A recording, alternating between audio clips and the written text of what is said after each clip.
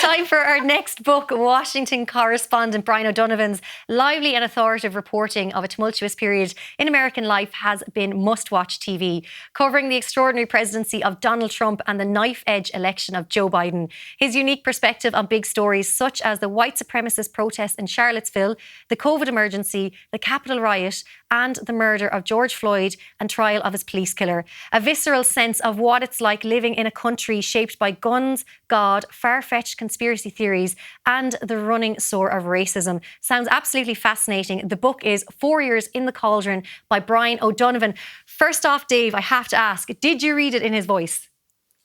Oh, 100%. Like I think everybody in the country, I was glued to the TV during the Trump presidency and, of course, all through COVID.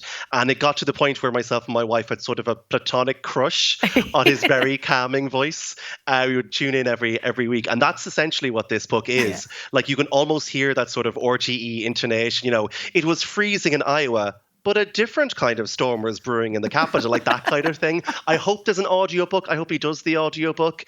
I did really enjoy it. I mean, the blurb describes it as 4 busy years working in the US, which must be like the understatement of the century. There's so much happened that you can almost, even a year on, you kind of forget the daily, ridiculous, kind of horrible theatre of it. And this is sort of a lateral slice of all the different stories that he covered. I think going in, I was sort of expecting a kind of a deep dive into Trump and his psychology. And obviously there are a lot of books like that. But this is definitely more what it was like to be essentially the correspondent for an entire continent. I mean, he wasn't just the Washington correspondent. He was traveling all across the country, picking up on obviously the George Floyd murder, Conor McGregor's arrests, the Capitol riots, and obviously the advent of the Biden presidency.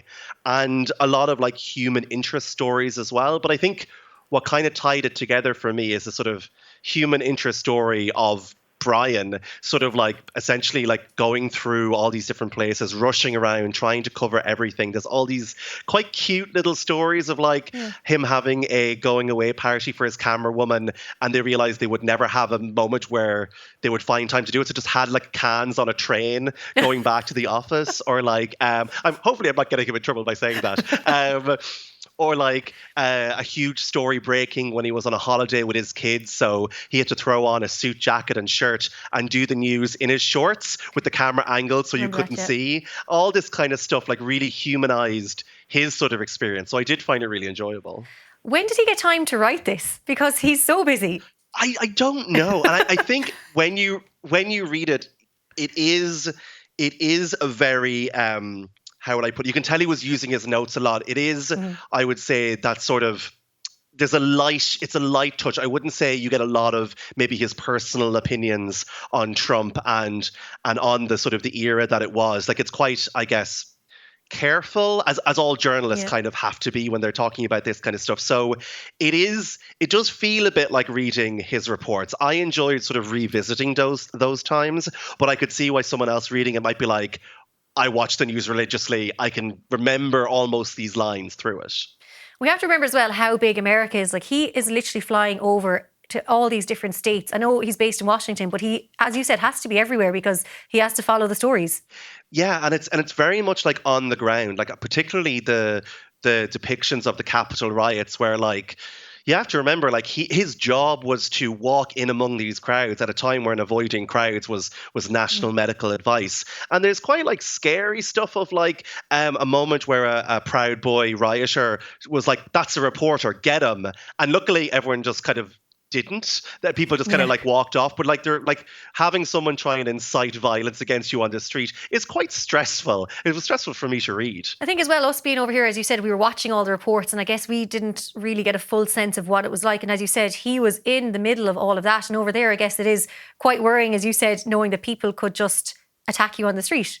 It is. I mean, obviously, America at that point was at boiling point, essentially. And there was a sense of danger and a sense of kind of calamity kind of all the time. And that it is really interesting to see his on the ground take with that. There's also stuff I think that wouldn't have maybe made it into the RT reports. He talks a little bit about how Leo Varadkar felt about Trump.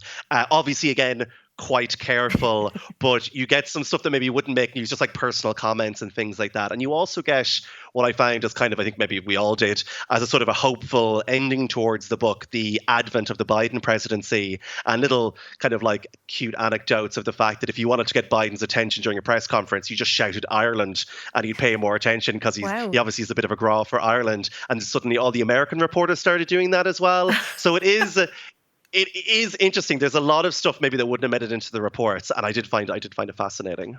Great insight, I guess, into American politics and journalism in America as well. But could you, Dave, possibly give us your best Brian O'Donovan impression? Oh God. Okay, I've got too much hair. Brian O'Donovan, head tilt, RTE News. I'm sorry, Brian.